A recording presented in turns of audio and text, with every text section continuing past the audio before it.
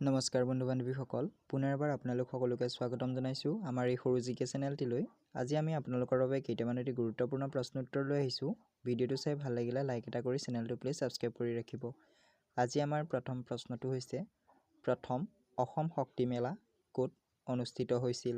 গুৱাহাটীত, ডিব্ৰুগড়ত, যোৰহাটত, শিলচৰত। এই প্ৰশ্নটোৰ শুদ্ধ উত্তৰটি হৈছে যোৰহাটত। প্ৰথম অসম শক্তি মেলা অনুষ্ঠিত হৈছিল যোৰহাটত। আমাৰ পিছৰ প্ৰশ্নটি হৈছে, প্ৰথম অসমীয়া হাস্যব্যংগ ৰসাত্মক ছবি পৰিচালকগৰাকীৰ নাম কি? ৰঞ্জিত সিং, ব্ৰজেন বৰুৱা, গোলাপ বৰবৰা, নিপ বৰুৱা। এই প্ৰশ্নটোৰ শুদ্ধ উত্তৰটি হৈছে ব্ৰজেন বৰুৱা। প্ৰথম অসমীয়া হাস্যব্যংগ ৰসাত্মক ছবি পৰিচালকগৰাকীৰ নাম হৈছে ব্ৰজেন বৰুৱা। পিছৰ প্ৰশ্ন, কিমান চনত অসমে প্ৰথমবাৰৰ বাবে ৰঞ্জী ট্ৰফী মেচত অংশ লৈছিল? 1937 চনত, 1946 চনত, 1948 চনত, 1952 চনত। এই প্ৰশ্নটোৰ শুদ্ধ উত্তৰটি হৈছে 1948 চনত। অসমে প্ৰথমবাৰৰ বাবে ৰঞ্জী ট্ৰফী মেচত অংশ লৈছিল 1948 চনত। চুতীয়া ৰাজ্যৰ শেষৰজন ৰজাৰ নাম কি আছিল? নিত্যপাল, ধৰ্মপাল, বীৰপাল, জয়পাল। এই প্ৰশ্নটোৰ শুদ্ধ উত্তৰটি হৈছে নিত্যপাল। চুতীয়া ৰাজ্যৰ শেষৰজন ৰজাৰ নাম আছিল নিত্যপাল বা নীতিপাল। পিছৰ প্ৰশ্ন, অসমৰ প্ৰথমগৰাকী জাতীয় কংগ্ৰেছৰ সভাপতি কোন আছিল? হিমন্ত বিশ্ব শৰ্মা, দেৱকান্ত বৰুৱা, শৰৎ চন্দ্ৰ গোস্বামী, বিষ্ণুৰাম মেধি। এই প্ৰশ্নটোৰ শুদ্ধ উত্তৰটি হৈছে দেৱকান্ত বৰুৱা। অসমৰ প্ৰথমগৰাকী জাতীয় কংগ্ৰেছৰ সভাপতি আছিল দেৱকান্ত বৰুৱা। পিছৰ প্ৰশ্ন, কাৰ শাসনভাৰত মীৰ জুমলাই গড়গাঁও অধিকাৰ কৰিছিল? চন্দ্ৰকান্ত সিংহ, পুৰন্দৰ সিংহ, শিৱ সিংহ, জয়ধ্বজ সিংহ।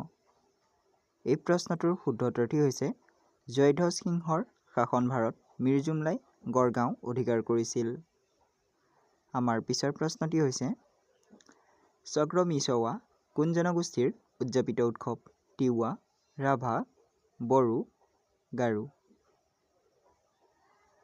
এই প্ৰশ্নটোৰ শুদ্ধ উত্তৰটি হৈছে তিৱা জনগোষ্ঠীৰ। ছগ্ৰ-মিছৱা তিৱা জনগোষ্ঠীৰ উদযাপিত উৎসৱ। পিছৰ প্ৰশ্ন, দূৰদৰ্শনত সম্প্ৰচাৰিত প্ৰথমখন অসমীয়া ছবি কি আছিল? নয়নমণি, অবুজ বেদনা, ৰঙা পুলিচ, বৃষ্টি। এই প্ৰশ্নটোৰ শুদ্ধ উত্তৰটি হৈছে বৃষ্টি। দূৰদৰ্শনত সম্প্ৰচাৰিত প্ৰথমখন অসমীয়া ছবি আছিল বৃষ্টি।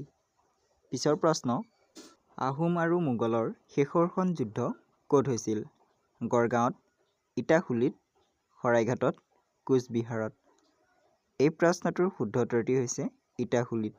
আহোম আৰু মোগলৰ শেষৰখন যুদ্ধ হৈছিল ইটাখুলিত। পিছৰ প্ৰশ্ন, ভাৰতৰ উচ্চতম ন্যায়ালয়ৰ প্ৰথমগৰাকী অসমীয়া ন্যায়াধীশ কোন আছিল? পাৰ্বতী কুমাৰ গোস্বামী, বিষ্ণুৰাম মেধি, জ্যোতিৰ্ময় চক্ৰৱৰ্তী, হলিৰাম ডেকা। এই প্ৰশ্নটোৰ শুদ্ধ উত্তৰটি হৈছে পাৰ্বতী কুমাৰ গোস্বামী। ভাৰতৰ উচ্চতম ন্যায়ালয়ৰ প্ৰথমগৰাকী অসমীয়া ন্যায়াধীশ আছিল পাৰ্বতী কুমাৰ গোস্বামী। অসমৰ চিকিৎসা মহাবিদ্যালয় কিমান চনত প্ৰতিষ্ঠা হৈছিল? 1985 চনত, 1938 চনত, 1947 চনত, 1949 চনত। এই প্ৰশ্নটোৰ শুদ্ধ উত্তৰটি হৈছে 1947 চনত। অসম চিকিৎসা মহাবিদ্যালয় 1947 চনত প্ৰতিষ্ঠা হৈছিল। পিছৰ প্ৰশ্ন, অসম চুক্তিৰ সময়ত ভাৰতৰ প্ৰধানমন্ত্ৰী কোন আছিল? ৰাজীৱ গান্ধী, মনমোহন সিং, নৰেন্দ্ৰ মোদী, জৱাহৰলাল নেহৰু। এই প্ৰশ্নটোৰ শুদ্ধ উত্তৰটি হৈছে ৰাজীৱ গান্ধী। অসম চুক্তিৰ সময়ত ভাৰতৰ প্ৰধানমন্ত্ৰী আছিল ৰাজীৱ গান্ধী। যদি এই ভিডিঅ'টো চাই ভাল লাগিল তেনেহ'লে লাইক এটা কৰি চেনেলটো প্লিজ ছাবস্ক্ৰাইব কৰি ৰাখিব। ধন্যবাদ।